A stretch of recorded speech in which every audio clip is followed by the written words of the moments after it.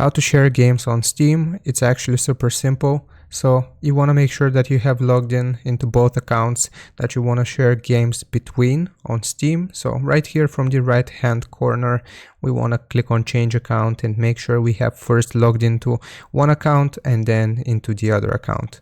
And after you have done this, all you gotta do is click on Steam in the top left corner right here and then go to settings.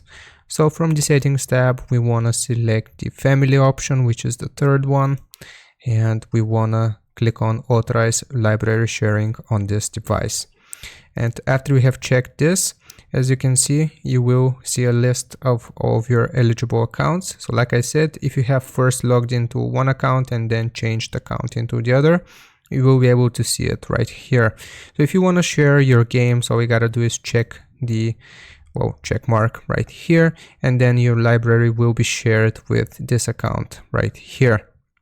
So that's it. That's how you share games on Steam. It's super simple. Hope this helps. Don't forget to like and sub, and I'll see you next time.